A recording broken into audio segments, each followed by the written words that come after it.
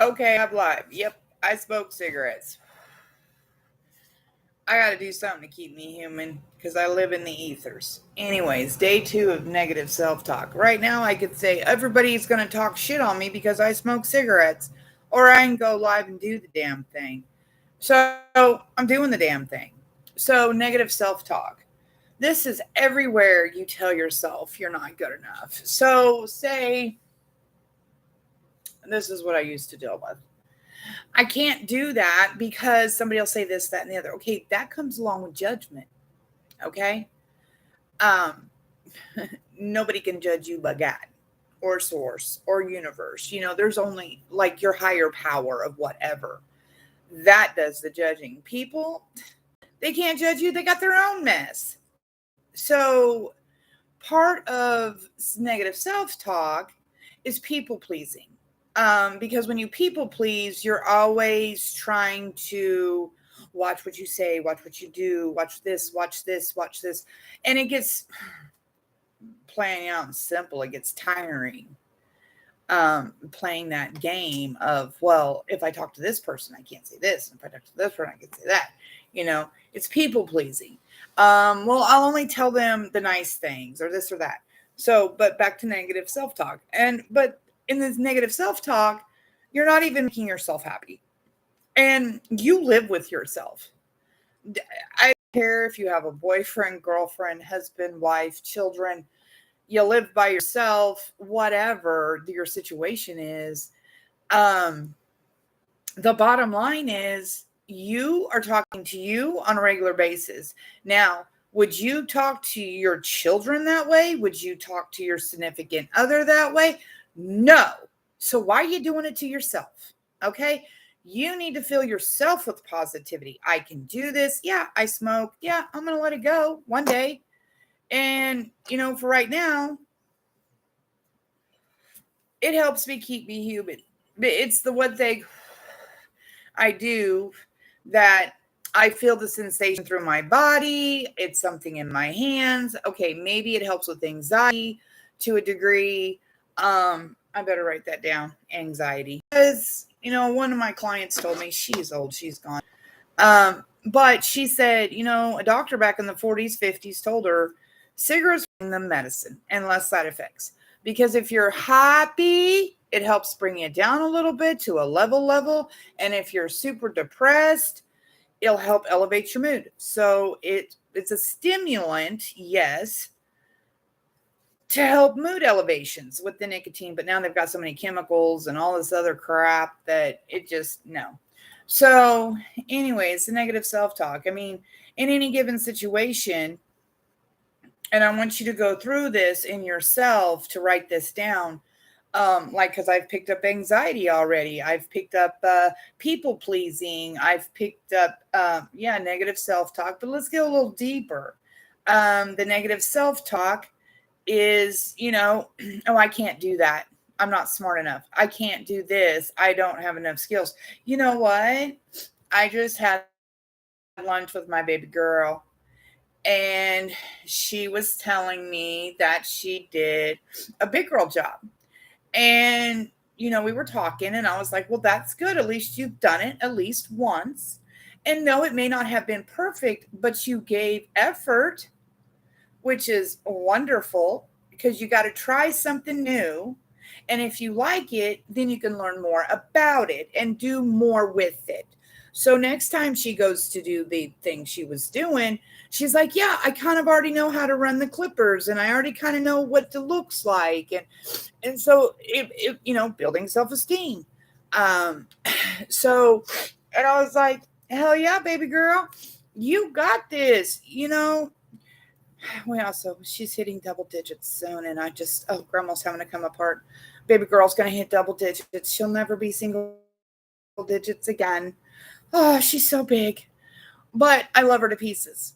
And as a grandma, but I'm a proud grandma. You know what I'm saying? So I got to talk about my baby. But the other side is with the negative self talk, she could have in that situation, just said, I can't do it. I've never done it before. I don't know what to do. I can't. And you know what? You're right. No matter what you tell yourself, you're right. If you can, then you'll find a way. And if you can't, nope, you can't. You can't. So whether you tell yourself you can or you can't, you're right. You're absolutely right. But you got to make the choice whether you can or can't. Anxiety, I deal with it a lot, not personally. I mean, there is triggers for me on a few different situations that have happened in the last year. So now I'm triggered in a lot of different situations that I was never triggered before. However, I've worked with anxiety so much with others that it's you kind of got to get quiet. You got to breathe. You got to, and with the negative self-talk, a lot of the times we get in this tailspin with anxiety of I can't. And then you got yourself in a mess. And it happens. We're human. The bottom line of it is everybody is human. Nobody's perfect. So if somebody's trying to judge you because you can't do one or two things correctly or knowledgeable, but you accelerate in other things, then focus on your things that you can do. Nobody in this world, I don't give a damn who they think they are. Nobody can do everything perfectly in every way. That's a line of shit. And if they try to tell you that, no. So in the negative self-talk, there are things that you're going to approach in life that are going to be overwhelming because you've never done it before. But the first step is always the hardest, just like fear. There's another one you can write down. Everything you want's on the other side of fear. So if you're fearing even writing this stuff down, like, is it really going to work? Yes, because everything you want's on the other side of fear. It just is. So in the negative self-talk, I'm trying to think of other situations that negative self-talk shows up. It's just, you gotta just do it. And part of just doing it is sometimes breathing through it. But the negativity, and here's the other thing about negative self-talk. A lot of it, and I was going to cover this in another one, but you know what? We're here. Is projections of other people. Like, they can't do it, and they tell you can't do it. And they project it onto you like you can't do anything when you totally can. Because projection is other people's bullshit that they're putting on you. So you've got to evaluate when you're having a conversation or, just within yourself, by yourself, of when somebody says something to you. I mean, you can get a phone call and somebody says blah, blah, blah, blah, blah. Okay. So you can sit there and go, is that my truth? Or is that a projection of their shit? Recently was in a situation that they were telling me how I felt. And I was like, no. I was with a girlfriend.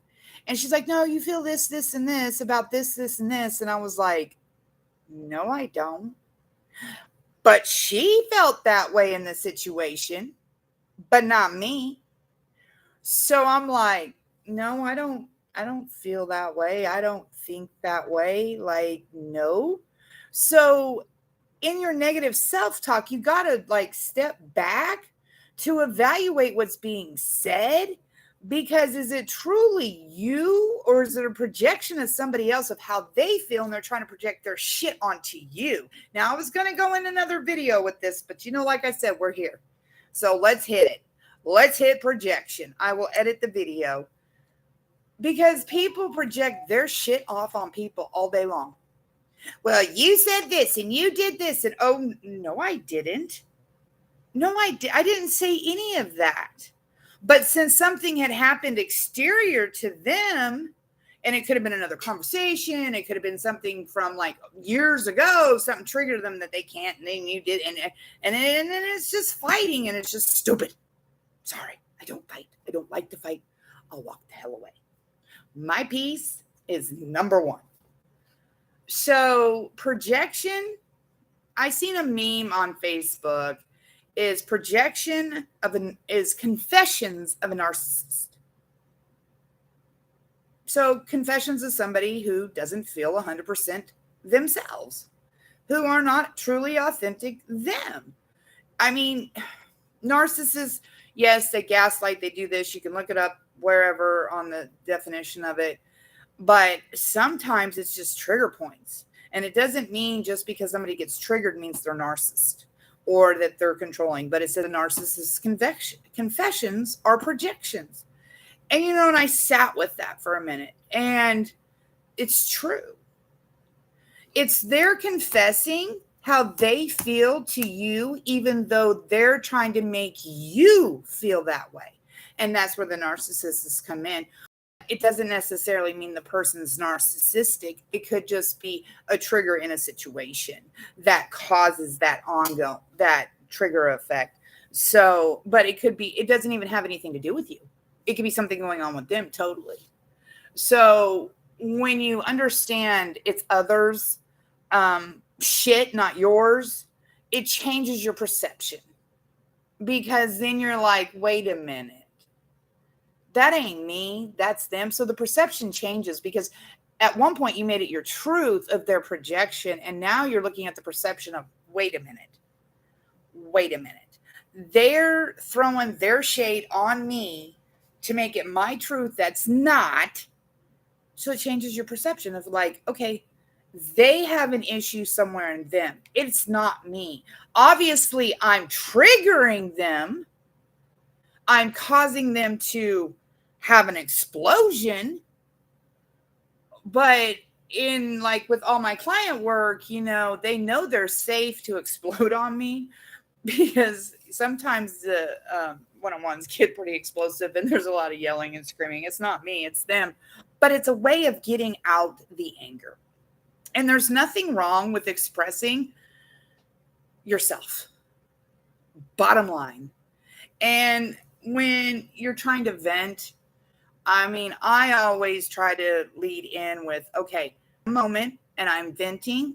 I probably don't mean a damn thing I say, because I'm in vent mode. I'm pissed. I need to get it out of my system. And once it's out of my system, I move on. Just like with crying. If you embrace that moment and have that cry, because I was moving out of the house, and the house was throwing me out. It was trying to kill me. I was collecting my things out of there and whatever, and I stopped for a minute, and I just kind of looked around, and I started to cry. And my son went to jump up and hug me, and I said, no, please. I'm having a moment. I'll be okay. I need my moment. So I set a clear boundary, which we're going to go over boundaries as well. But I set a clear boundary of, I just need a moment. And I cried for that moment. The moment passed. I started packing my stuff out of the house again. We're in the middle of an ice storm, jumping in a car accident, all this drama. But you know what? I kept going even though. So many people are like, you can't move in the middle of this crap. Don't tell me what I can and can't do, for one. And number two, you tell me I can't, watch me. Watch me. Because I have a very rebel spirit. Watch me. Tell me I can't, watch me. So with the negative self-talk, you really got to tune in is the projection of others through your whole life. This is where childhood healing comes in, or childhood clearing, however you want to word it. Is like when I healed this, it was like all the projections of all the years, of all the people, of all these things that I was like, what in the Sam's hell have I been picking up to make my own? That's not even me. I learned to be me again. I'm, what do I like? Not what I'm projected to like, but what do I truly like? Well, I have a whole list, let me tell you. A whole list. But the bottom line is, the negative self-talk, is it really something that you truly believe in yourself? Or is it from a projection from somebody else, the planet in it to make your truth? because 9 times out of 10, all that negative self-talk is somewhere along the line, somebody in your life as a child, through a trauma situation, through whatever, even a school teacher. I mean, it doesn't matter who it was. It could be a stranger on the street that triggers you into negative thinking. Somewhere along the line, you got to realize that something was planted in a statement somewhere in your life that caused you to think this way. So when you evaluate, where does this truly come from? 9 times out of 10 is from your childhood because your parents mold you, good or bad. And a lot of parents, I'm 50, so I'm not young. I mean, I don't look 50. Thank you, Jesus. But I know my mom, she grew up very toxic. I mean, my grandpa, he's still alive and he's an awesome man and he supports me in every way. But she internalized it in such a way of negativity and then puked it all over me to make it my truth. Like I was a piece of shit and I wasn't good enough. And the only thing that was I had going for me is my eyes and my hair. And those were some nice things she said. But normally it was, you can't do it. It was negative. She was twisted. She was twisted. And she's 70 some years old now. I don't even remember. I can do the math and figure it out, but I don't want to. Because when I've evaluated my life, the times my mom was not primary or putting her 2 cents in or communicating with me, and those blips of time that she was not in my life at all were the best times of my life. And then I evaluated the times that she was there, just, conversation, this, that, and the other. And last year I went above and beyond, and then she totally dogged me. And I was like, what? No. I'm no longer putting up with this. I'm a grown ass adult and I take accountability for my actions. And then she tries to play it like she didn't say nothing. I have it in black and white. There is no denying it. So a lot of negative talk triggers come from our parents, and it's part of childhood healing. But this is where I'm like, detox the soul, break the chains to be who you came here to be, because things are changing quick. They really are. Society has got everybody in an uproar. A society says women have to be this and women have to be this and men have to be this and men have to be this. And you know what? It's all bullshit. Bottom line. Because anybody, male or female, can be whatever they want to be, can do whatever they want to do, and live however they want to live. And I tell my kids this all the time. My youngest is going to be 21 in 3 months. Oh, my Jesus. Baby girl, what makes you happy? I know you got to make a paycheck, but what makes you happy? What do you want to drive? What do you want? Not what every fucking buddy else wants. What do you want? And I tell my son the same thing. What do you want? I know you got a girlfriend. I know you got responsibilities. I know you got this. I know you got this. My son, who has a child who's going to be 10, I tell him, what do you want? What makes your heart go on fire? Well, Mom, right now, I just have to pay bills. I got kids to take care of. I got this. Okay, I understand that. But you can still work for the man and find something that makes you happy, that you're a joy to go to work. Because when you go to work every day and you hate it, that's life-sucking.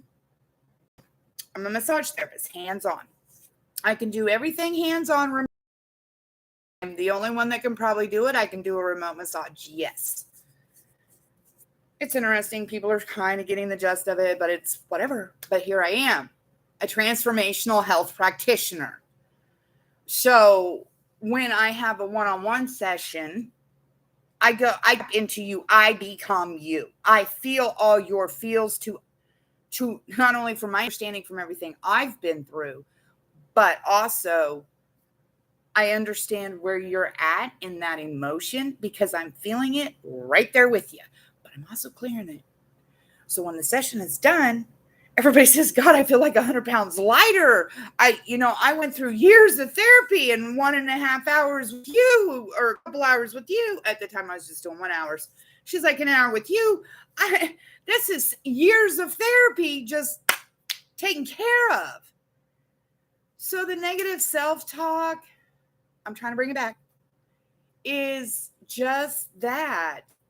It's possibly a projection from somebody else in your life, ex-husband, ex-wife, kids. I mean, people say things all the time, and a lot of people are not mindful of what they say. And then they end up hurting people. And the other side is, you see memes on Facebook and all over the place, every social. Hurt people, hurt people. Well, this is true. But there is parts that, there's good in everybody. It's just finding it. And in the negative self-talk, I want you to really evaluate the projection of others, of what they've told you through your life. Doesn't matter if they were just a blip of time, a boss, a parent, it doesn't matter. Sit with it, evaluate it. Look to where this has been repetitive. You know what I mean? Of somebody saying this to you. Because a lot of other people's negative self-talks are projections, but it's confessions of how they truly feel. So that concludes day 2. I hope you get the best out of it. I'm going to be writing on my little tab because obviously I have some anxiety to take care of because I'm not afraid of nobody anymore, which is so awesome. It's fun to be